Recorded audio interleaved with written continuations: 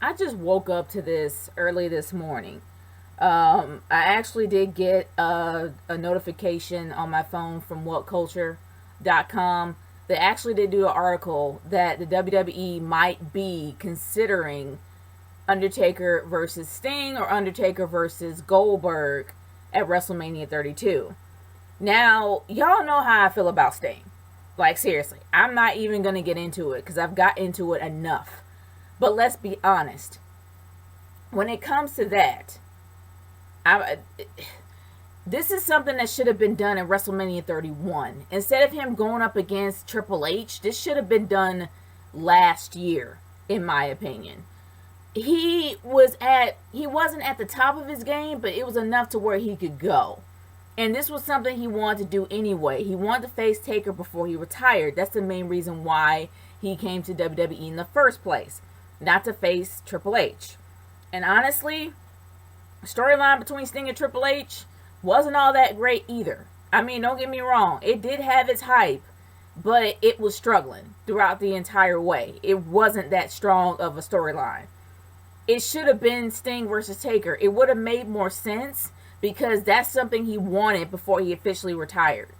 Before he was in the TNA Hall of Fame, that's probably something he really wanted to do. He wanted to beat Taker at his prime before he left. But before then, the year before that, at WrestleMania 30, we know that Brock Lesnar took the streak.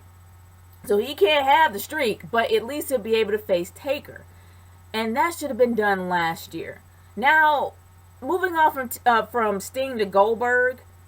Goldberg, yeah, he had a huge run at WCW. The fact that he had the infamous streak even there, to where that, in my opinion, it was just squash match after squash match after squash match, because the guy, as strong as he was, he couldn't hold in a match.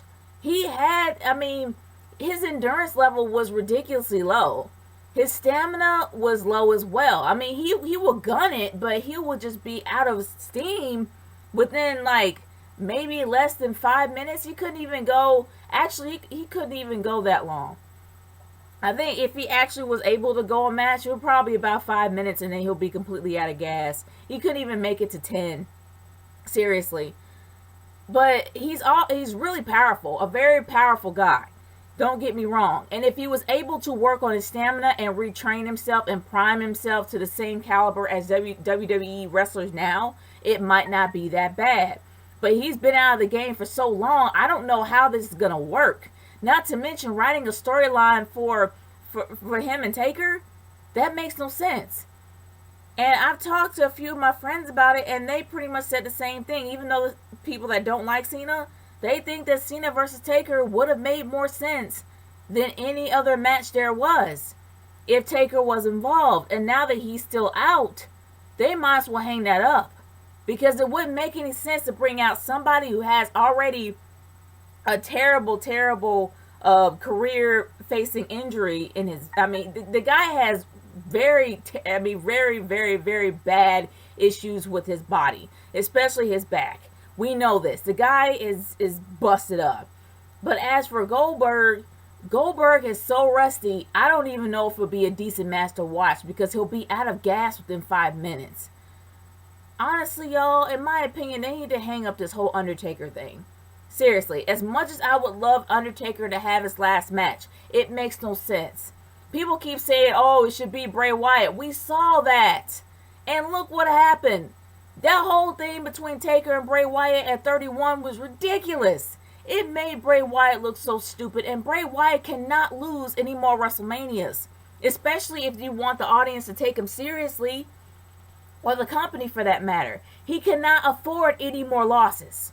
So having him versus Taker is a no-no, and it definitely should be a no-go, because if they do, it's going to ruin any ounce or any bit that the Wyatt family has to be dominant. So in my opinion, that should be hung up. But honestly, I am very concerned about WrestleMania 31, especially hearing about this. If they go ahead with Goldberg versus Taker, oh man. Because come on, Sting is out. Sting is not even, I wouldn't be surprised if he's not medically cleared to wrestle again. I think he's done. I think 31 was his last. I mean, that's why he's going in the Hall of Fame. He's done. Like, he's not going to be wrestling anymore. He can't because he's busted.